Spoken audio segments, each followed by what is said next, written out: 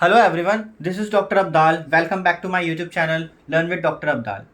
क्या आपने कभी ये सोचा है, जब आपको कोई हेल्थ रिलेटेड इशू हो जाता है जो बहुत टाइम से चल रहा है, फॉर एग्जांपल उसको 2 वीक से भी ज़्यादा हो गए या 3 वीक से भी ज़्यादा हो गए, तो डॉक्टर आपको ब्लड टेस्ट लिख के देता है और उसमें क्या होता है, एक छोटा सा सैंपल आपके ब्लड का लिया जाता है।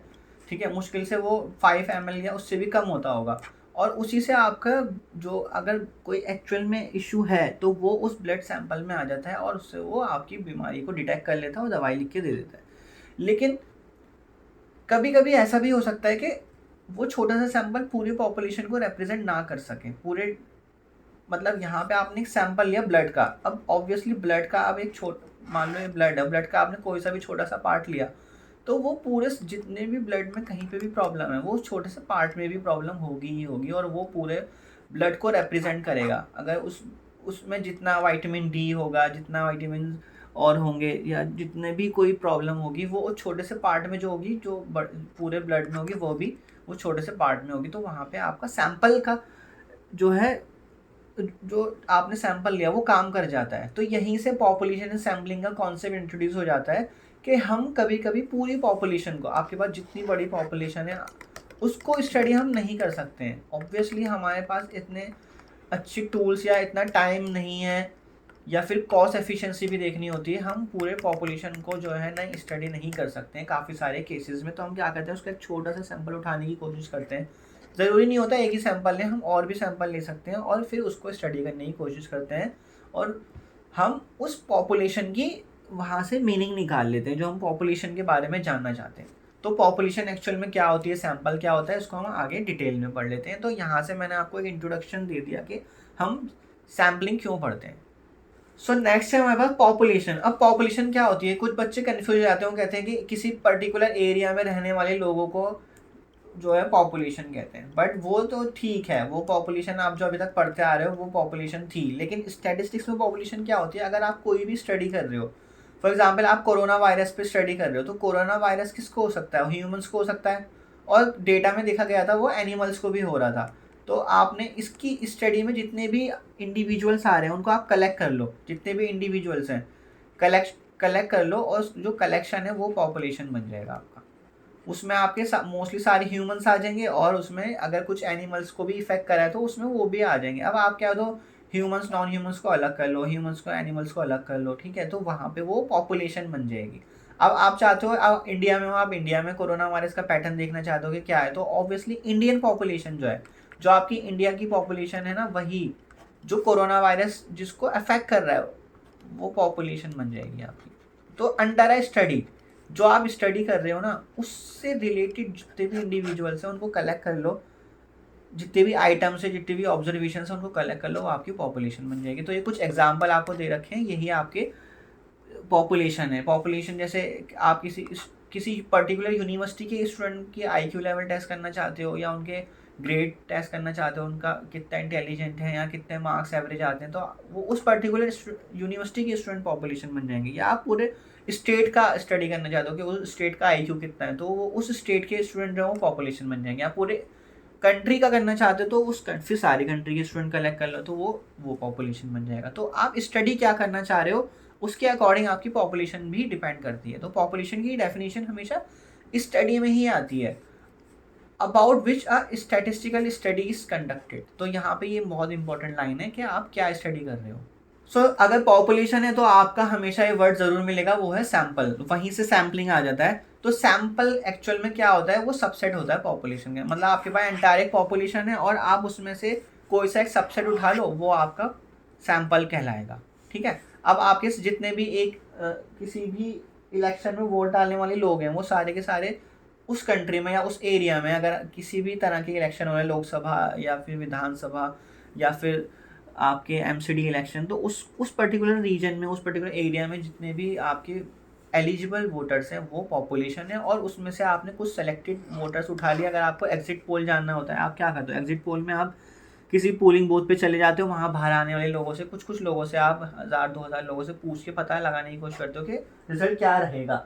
तो वहाँ से आप एग्जिट पोल फिर रिलीज कर देते हो। तो वो सैंपल ही होता है, वो पूरी पॉपुलेशन नहीं कवर कर पाते हो, कभी भी नहीं हो सकता पूरी पॉपुलेशन कवर करना, बहुत मुश्किल हो जाएगा, उसके लिए बहुत पैसा लगेगा, इतना पैसा किसी के पास नहीं होता कि वो एक एक बंदे से, और कोई बताता भी नहीं है ढंग से। तो इसलिए वहाँ पे, और सैंपल हमेशा ये याद रखना, हम हमेशा सैंपल ऐसा लेने की कोशिश करते हैं जो पूरे के पूरे डेटा को रिप्रेजेंट करते हैं। जैसा कि यहाँ पॉइंट लिखा है, रिप्रेजेंटेटिव ऑफ डेटा होना चाहिए। वो ऐसा नहीं कि आपने कोई सा भी बिना स्ट्रैटेजी के सैंपल ले लिया और वो जो है ना डेटा को रिप्रेजेंट ही नहीं कर पा रहा है, ठीक है ना। तो सैंपल हमेशा ऐसे लेने की कोशिश की जाती है जो पूरे डेटा को रिप्रेजेंट करे और वहाँ से पॉपुलेशन का एक ट्रू मीनिंग निकल के आ जाए जो आप निकालना चाहते हो। तो ये इसके कुछ एग्जाम्पल हैं, like 100 student selected from a university of 5000 student. अब गलगोटिया यूनिवर्सिटी ले लो या फिर कोई और सी यूनिवर्सिटी ले लो, जहाँ फॉर एग्जाम्पल वहाँ पे आपके पास 20,000 स्टूडेंट हैं। अब आप सारे स्टूडेंट को स्टडी करोगे तो बहुत टीडियस टास्क हो जाएगा। तो आप क्या करो, डिफरेंट डिफरेंट कोर्सेज के स्टूडेंट उठा लो, जैसे CSC के उठा लिए या फिर मैनेजमेंट का उठा लिए या फिर ऑनर्स के उठा लिए। वहाँ से आप क्या करो, फिर उनमें से कुछ स्टूडेंट उठा लो, अब उस स्टूडेंट की स्टडी कर लो। तो डिफरेंट डिफरेंट स्ट्रेटजीज होती हैं, वो हम आगे पढ़ेंगे कि कितने तरह की सैम्पलिंग होती है।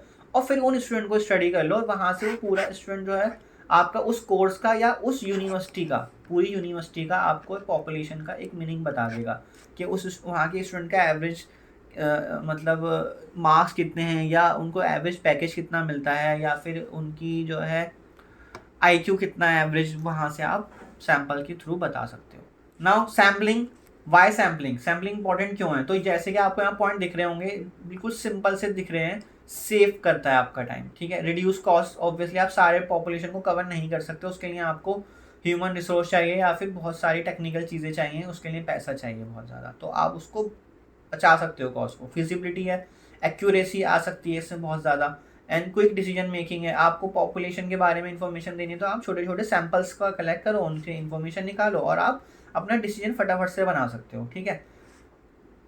Then destructive testing, for example आपका कोई मैन्युफैक्चरिंग आपकी फैक्ट्री है, ठीक है। अब आप वहाँ पे बल्ब बनते हैं, अब आप चाहते हो कि बल्ब जो प्रोड्यूस हो रहे हैं वो सही हो रहे हैं कि नहीं हो रहे हैं। मतलब एक दिन में जो है वो मैन्युफैक्चरिंग कंपनी जो है वो 5000 बल्ब प्रोड्यूस कर रही है। अब आप एक एक बल्ब को तो नहीं चेक कर सकते, कि चेक करने में हो सकता है वो ख़राब भी हो जाए, चेक करने में उसकी कवरिंग हटाओगे करोगे, जब पूरा लॉट आपका तैयार हो गया है तो आप क्या करोगे, उसको डिफरेंट डिफरेंट पार्ट्स में डिवाइड कर दो, उसको 500 में कर दो या 1000 में कर दो, और फिर उनमें से कुछ 10 सैंपल उठा लो, 5 सैंपल उठा लो और उनको चेक कर लो, उनमें से भी कुछ उठा लो, 3 उठा लो, 4, तो वहाँ से आप डिस्ट्रक्टिव टेस्टिंग से भी बच सकते हो। मतलब कि आप जो है ना उनको डिस्ट्रॉय नहीं कर रहे हो जितना आपने माल प्रोड्यूस करा है। कुछ ऐसे भी तो चीज़ें होती हैं ना जो आपको पैकिंग में होती हैं और फिर चेक करनी होती है, पूरी की पूरी पैक होकर रेडी हो जाती है डब्बों में, और फिर आपको चेक करनी होती है कि बिल्कुल प्रोडक्ट जो है वो बिल्कुल सही से पैक हुआ है, उसका वेट सही है, उसका जो है न्यूट्रिशन लिखा है वो सही है। तो आपको जब टेस्टिंग करनी होती है, अब आप सबको तो टेस्ट करते हुए चीज़ों को नहीं खोल सकते ना, तो इसलिए सैम्पलिंग वहाँ काम कर जाती है आपकी। नाउ नेक्स्ट है हमारे पास टाइप्स ऑफ सैम्पलिंग मेथड, जो कि बहुत इंपॉर्टेंट है, और इसमें भी दो तरह का होता है, प्रोबेबिलिटी सैम्पलिंग और एक होता है नॉन प्रोबेबिलिटी सैम्पलिंग। तो मैं इस वीडियो में सिर्फ प्रोबेबिलिटी सैम्पलिंग कवर करूंगा। अगर आप नॉन प्रोबेबिलिटी सैम्पलिंग भी जानना चाहते हो तो मुझे कमेंट बॉक्स में कमेंट कर देना, तो मैं आपको उस पर भी वीडियो प्रोवाइड कर दूंगा। तो मैं फोकस आज इसी पे कर रहा हूँ, इसको समझाने पे कि प्रोबेबिलिटी सैम्पलिंग क्या होती है। तो प्रोबेबिलिटी सैम्पलिंग में हमेशा जो है हर एक आइटम के पास, हर एक ऑब्जर्वेशन के पास इक्वल चांस होता है सेलेक्ट होने का। यहाँ पे देखो लिखा है non zero chance of selection. Non zero का मतलब है कि हाँ कुछ ना कुछ चांस है कि आपके पास जितनी भी पॉपुलेशन है उनमें से सबको चांस मिलेगा जब आप टेस्टिंग कर रहे हो, जब आप सैम्पलिंग कर रहे हो सकता है इसको भी चांस मिल जाए, हो सकता है इसको भी चांस मिल जाए, इसको भी चांस मिल जाए, इसको भी चांस मिल जाए। तो सबके पास इक्वल नॉन जीरो चांस होता है सेलेक्ट होने का। तो ये आपके पास कुछ मेन सैम्पलिंग के मैथड्स हैं, simple random sampling, systematic, stratified, cluster and multi stage sampling, जो मैं 1 by 1 आपको एक्सप्लेन करूंगा। और नॉन प्रोबेबिलिटी सैम्पलिंग भी होती है। नॉन प्रोबेबिलिटी सैम्पलिंग में अगर आप देखो तो कौन कौन सी है, कन्वीनियंस सैम्पलिंग है, और इसमें एक चीज़ याद रखना कि units do not have a non और इक्वल चांस, वहाँ पे इक्वल चांस सबके पास सेलेक्ट होने का नहीं रहता है। तो आप हमेशा ऐसी चीज़ें अवॉइड ही करोगे, रियल लाइफ में भी नॉन प्रोबेबिलिटी सैम्पलिंग आप नहीं करना चाहोगे, क्योंकि पॉपुलेशन का ट्रू मीनिंग आप तभी निकाल सकते हो जब सबके पास सब डेटा, सारे ऑब्जर्वेशन का इक्वल चांस है सेलेक्ट होने का। तो कन्वीनियंस सैम्पलिंग हो गया, judgement sampling, quota sampling, snowball sampling and voluntary response sampling, बहुत सारी तरह की होती हैं। तो ये कुछ फेमस हैं जो नॉन प्रोबेबिलिटी में आती हैं। तो अब हम डिस्कस करेंगे probability sampling. So probability sampling में फर्स्ट जो है वो है simple random sampling. So each unit of the population has an equal and independent chance of being selected. तो ये आपका रैंडम सैम्पलिंग है. रैंडम सैम्पलिंग भी बहुत अच्छा माना जाता है क्योंकि सबका इक्वल चांस है. हो सकता है इसको भी मौका मिल जाए, इसको भी स्टडी करने का मौका मिल जाए, इसको भी स्टडी करने का, इसको भी, जब आप सैंपल ले रहे हो. तो आपने क्या करा, रैंडम में आपने क्या करा, मान लो किसी यूनिवर्सिटी के स्टूडेंट को आप एवरेज मार्क्स देखना चाहते हो, एवरेज पैकेज देखना चाहते हो, तो आपने सबको रोल नंबर तो होता ही है. आप क्या करो, रोल नंबर को चिट वाइज उठा लो. चिट बनाना मुश्किल है तो एक एक्सेल शीट में रोल नंबर डाल लो और रोल नंबर को रैंडमली सेलेक्ट कर लो कुछ फॉर्मूला लगा के, और उन स्टूडेंट को आप स्टडी कर लो. तो वो पूरे यूनिवर्सिटी को प्रॉपर रिप्रेजेंट करेगा. क्यों? क्योंकि आपने वहाँ पे रैंडमनेस रखी है. वहाँ पे आप ऐसा नहीं कर रहे कि कुछ अच्छे स्टूडेंट को ही उठा रहे हो, उनका आईक्यू तो अच्छा ही निकलेगा. ऐसा नहीं कर रहे हो आप, किसी पर्टिकुलर ऐसे सेक्शन को ही टारगेट कर रहे हो जो सेक्शन में स्टूडेंट अच्छे हैं, या किसी ऐसे कोर्स को टारगेट कर रहे हो जिसमें अच्छे ही स्टूडेंट आते हैं. ठीक है ना. तो वो आप वहाँ पर रैंडमनेस रहेगी तो वहाँ पे पॉपुलेशन का मीनिंग आप प्रॉपर नहीं निकाल पाओगे. क्योंकि आपका मेन टारगेट क्या होता है, आपका मेन टारगेट ना पॉपुलेशन का मीनिंग निकालना होता है. पॉपुलेशन पे बेस्ड मीन वेरिएंस, या फिर उसका एवरेज सैलरी, एम्प्लॉयज़ की एवरेज सैलरी हो गया, आईक्यू हो गया, जो भी निकालना चाहते हो वो आप पॉपुलेशन का ही निकालना चाहते हो. सैंपल में इंटरेस्ट हमारा इसलिए रहता है कि सैंपल से ही हम पॉपुलेशन की मीनिंग निकालते हैं. तो नेक्स्ट है आपके पास सिस्टमेटिक सैम्पलिंग. तो सिस्टमेटिक सैम्पलिंग क्या है, आपने क्या करा, आपके पास यूनिवर्सिटी में स्टूडेंट है या आपके यूनिवर्सिटी में एम्प्लॉयज़ भी हैं, आपने उनको नंबरिंग कर दिया 1 2 3 4 5 6 7 इस तरह से. अब आपने क्या करा, आप सबसे पहले एक रैंडम स्टार्ट करोगे कहीं से भी. फॉर एग्जाम्पल आपने 3 से रैंडम स्टार्ट करा. उसके बाद क्या लिखा है, every kth unit of the population is selected. मतलब अब every kth unit of population select की जाएगी. अब के को मैंने यहाँ पे 5 ले लिया है. ठीक है. तो के को 5 लेने से क्या होगा, मैं अब 3 के बाद 5 के गैप से सेलेक्ट करता चला जाऊंगा. This is called systematic sampling. अब 3 के बाद 5 ऐड करोगे तो 8 पे आ जाओगे, जैसा कि यहाँ दिखा भी रहा है. तो 8 पे आ गए, फिर 5 ऐड करो, फिर 13 पे आ गए. तो हमने क्या करा, पहले एक रैंडम स्टार्ट करा. तो रैंडम स्टार्ट मैंने 3 से करा था. तो 3 से करने के बाद फिर हमने बस अब उसमें के ऐड करता चला जा रहा हूँ मैं. अब के आप 3 ले लो, 4 ले लो, 5 ले लो, 6 ले लो, वो आप पे डिपेंड करता है. तो आपको सिस्टम पता चल गया. अगर आपको 100 प्लेस पे जाना है या 1000वें स्टेज पे भी जाना है तो आपको पता है आपको कौन से स्टूडेंट को सेलेक्ट करना है, कौन से एम्प्लॉय को सेलेक्ट करना है, क्योंकि आपको पता है कि उसमें 5 का ही गैप होना चाहिए हर किसी में. तो ये आपकी ए भी बन गई एक तरह से, 3 8 5 13. तो आपको ए पी का फॉर्मूला भी पता होता है, आप कौन से मतलब 100 कौन सा होगा आपका एम्प्लॉय, तो आपको पता ही होगा इससे. तो ये सिस्टमेटिक सैम्पलिंग है. इसमें बिल्कुल सिस्टमेटिकली जा रहे हो आप. तो आपको हर चीज़ की इन्फॉर्मेशन पता हो गया. आप जिस भी नंबर पे हो आपको सब पता होगी उसके बारे में कि वो हाँ कौन सा नंबर पे है, कौन स्टूडेंट है, कौन एम्प्लॉय है. तो this is called systematic sampling. Then next है आपका stratified sampling. So stratified sampling में क्या करते हैं, हम पूरी पॉपुलेशन को ना डिवाइड करते हैं होमोजीनियस ग्रुप्स में, जिसको हम स्ट्रेटा बोलते हैं. होमोजीनियस ग्रुप में डिवाइड करा, आपके पास पूरी पॉपुलेशन है, उस पॉपुलेशन को डिवाइड करके हमने इक्वल पार्ट्स में डिवाइड कर लिया होमोजीनियस ग्रुप्स में, और उसको हम बोलते हैं स्ट्रेटम या स्ट्रेटा, और उसको नाम दे दिया ABCDE. अब आप क्या करोगे, पहले पॉपुलेशन को आपने डिवाइड करा, उसके बाद आप उस स्ट्रेटम में से कुछ सैंपल उठाओगे. ठीक है. फॉर एग्जाम्पल इसमें 100 है, 100 में से आपने 5 उठा लिया. इसमें भी आपके पास मान लो 100 है, उसमें से आपने 5 उठा लिए, फिर इसमें भी 100 है, इसमें 5 उठा लिए. अब आपके पास जो 5 का कलेक्शन आया, ये एक सैंपल कहलाएगा. This is called stratified sampling. तो आपने क्या करा, पहले आपके पास पॉपुलेशन थी, पॉपुलेशन को आपने इक्वल पार्ट्स में डिवाइड करा. अब उसमें से भी आप फिर कुछ पार्ट्स निकाल रहे हो.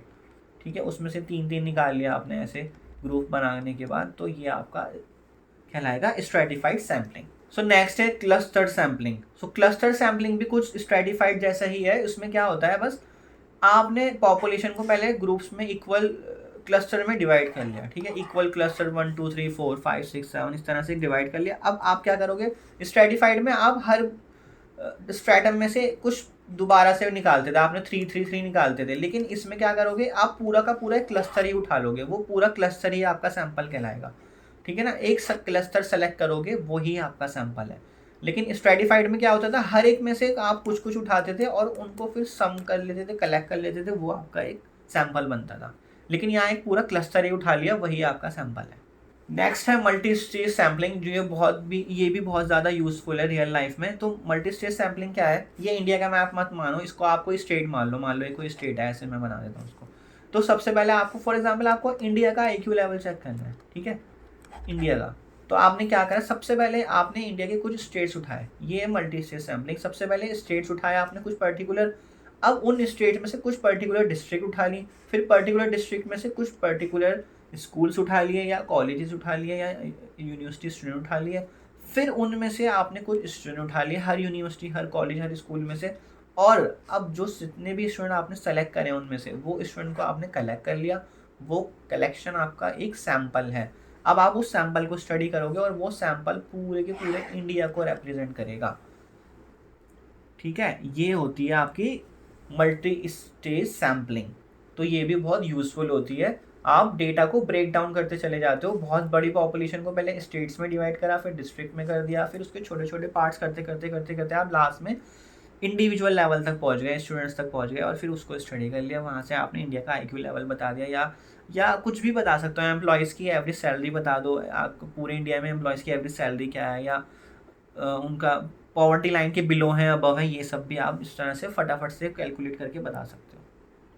तो आई होप आपको ये प्रोबेबिलिटी सैम्पलिंग समझ आ गई होगी कि कितने तरह की होती है और क्या क्या होती है। अब इसमें ही नेक्स्ट टॉपिक है, क्योंकि आप पॉपुलेशन और सैम्पलिंग पढ़ रहे हो, तो इसमें दो वर्ड आपको बहुत एनकाउंटर होंगे, वो है आपके पैरामीटर और एक होगा सैम्पल स्टैटिस्टिक। तो पैरामीटर जो वर्ड हमेशा यूज होगा वो किसके लिए होगा, पॉपुलेशन के लिए यूज होगा, ये याद रखना, ठीक है। अब पैरामीटर क्या होता है, numerical value that describes a characteristic of a population, तो वो हमेशा पॉपुलेशन को रिप्रेजेंट कर रहा है। अब पॉपुलेशन को रिप्रेजेंट करने के लिए क्या क्या होता है, मीन होता है, वेरिएंस होता है, स्टैंडर्ड डेविएशन होता है, और भी बहुत सारे स्टैटिस्टिकल आपके पास टर्म्स होती हैं जो पॉपुलेशन को रिप्रेजेंट करती हैं। तो आप मीडियन हो गया, मोड हो गया, ये सब चीज़ें पॉपुलेशन के लिए, जो पॉपुलेशन को रिप्रेजेंट कर रहे हैं, तो उसको हम टर्म को किस तरह से रिप्रेजेंट कर रहे हैं, पैरामीटर से। तो पॉपुलेशन की इन्फॉर्मेशन बताएंगे आपको, एंटायर पॉपुलेशन की इन्फॉर्मेशन क्या है, क्योंकि आपके पास पूरी पॉपुलेशन को एक्सेस करने का कोई ऐसा मेथड नहीं होता है प्रॉपर। तो आप क्या करते हो, उनकी मीन, वेरिएंस, स्टैंडर्ड डेविएशन ये सब निकाल लेते हो, और वहाँ से ही आप उसकी उसको गैस करने की कोशिश करते हो, एनालिसिस करने की कोशिश करते हो। तो पैरामीटर वर्ड हमेशा पॉपुलेशन के कॉरेस्पॉन्डिंग में यूज होगा। नेक्स्ट है आपके पास सैंपल स्टैटिस्टिक्स। तो जैसे पॉपुलेशन के लिए पैरामीटर हो रहा था वर्ड यूज, ठीक है, इसी तरह अब सैंपल के लिए क्या वर्ड यूज होगा, वो होगा, टर्म जो यूज होगी वो होगी सैंपल स्टैटिस्टिक। अब ये क्या है, ये सैंपल से जो भी आपके पास इंफॉर्मेशन निकल कर आएगी। अ सैंपल स्टैटिस्टिक्स है numerical value calculated from a sample of data, जो मतलब सैंपल में डेटा है उससे जो आप वैल्यू कुछ भी निकाल रहे हो, कुछ इन्फॉर्मेशन निकाल रहे हो, उसी को सैंपल स्टैटिस्टिक बोलेंगे। क्योंकि आप पूरी पॉपुलेशन को स्टडी नहीं कर पाते हो, तो आप क्या करते हो, पहले उसको सैंपल में ब्रेक कर लेते हो, और फिर सैंपल में से कुछ डेटा निकालते हो, कुछ इन्फॉर्मेशन निकालते हो एनालिसिस करके, स्टैटिस्टिकल एनालिसिस करके। तो वो जो भी पैरामीटर निकल के वहाँ से आ रहा है उसको हम बोलेंगे सैंपल स्टैटिस्टिक, और उससे फिर हम पॉपुलेशन की इन्फॉर्मेशन निकालेंगे, ठीक है। ये आ गया आपका सैंपल स्टैटिस्टिक, और ये हमेशा वेरी करेगा, क्योंकि आप एक पॉपुलेशन का सिर्फ एक ही सैंपल नहीं लेते हो, आप और भी बहुत सारे सैंपल लेते हो, और फिर उनको अलग अलग आप स्टडी कर लेते हो। तो वहाँ से हर किसी की सैंपल स्टैटिस्टिक अलग अलग आने के चांसेस रहेंगे, ठीक है। Since different sample can be drawn, a sample statistic में vary from sample to sample, ठीक है। तो ये हो सकता है। तो हमेशा सैंपल स्टैटिस्टिक जो है वो इसलिए ही निकाला जाता है कि आप पॉपुलेशन का मीनिंग निकाल सको, पॉपुलेशन की इन्फॉर्मेशन निकाल सको, पॉपुलेशन के पैरामीटर की इन्फॉर्मेशन निकाल सको। अब इसमें क्या क्या होते हैं, सैंपल मीन होता है, सैंपल वेरिएंस होता है। तो सैंपल मीन का फॉर्मूला वही रहेगा जो आपका मीन का होता है, ऑब्जर्वेशन को ऐड करो और एन से डिवाइड कर दो, यही तो होता है। और उसके बाद सैंपल वेरिएंस, तो सैंपल वेरिएंस में थोड़ा सा चेंज है, उसमें ऑब्जर्वेशन में से आपको मीन को माइनस करना है और उसका स्क्वायर करना है और डिवाइड करना है n-1 से, ठीक है। यहाँ पे ये बहुत इंपॉर्टेंट पॉइंट है, n-1 से करना है जब आप सैंपल वेरिएंस कैलकुलेट कर रहे हो, ठीक है। लेकिन जब आप पॉपुलेशन वेरिएंस कैलकुलेट करते हो ना, वहाँ पे n से ही करते हो।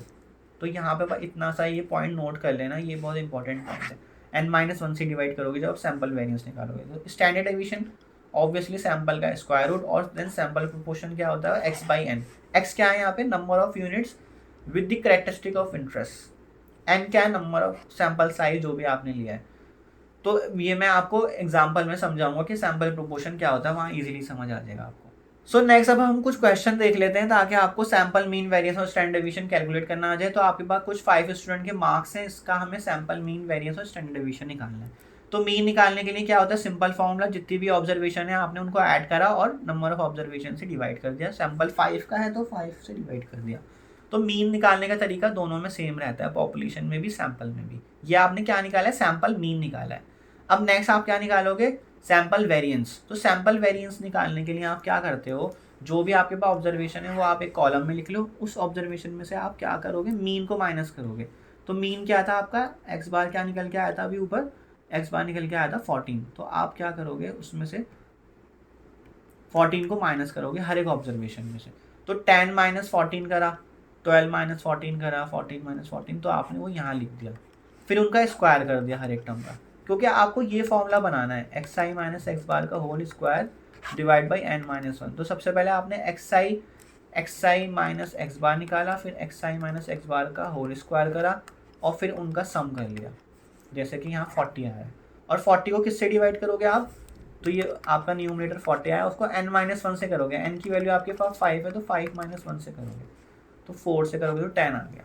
और सैम्पल का आपका स्क्वायर रूट ही क्या होता है, सैम्पल का स्क्वायर रूट ही आपका स्टैंडर्ड डेविएशन होता है। तो सिंपल है, इसमें मुझे कैलकुलेशन करने की, दिखाने की कोई ज़रूरत नहीं है, आप समझ गए होगे आई थिंक।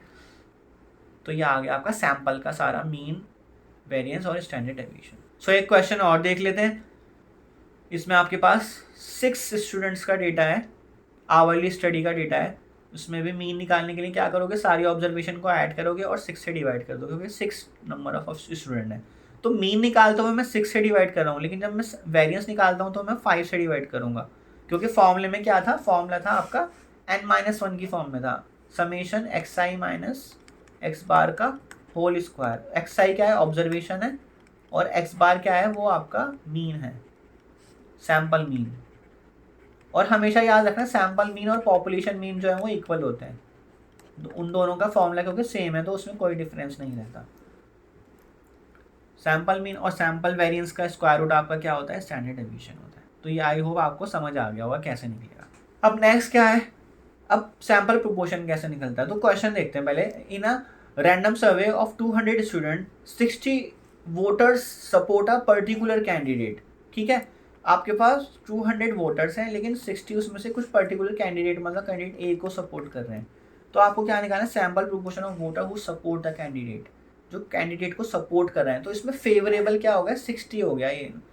तो 6 आपने 60 जो फेवरेबल है उसको 200 से डिवाइड कर देना, ये आपका सैम्पल प्रोपोर्शन आ जाएगा। ठीक है, 60 divide by 200, this is called the sample proportion.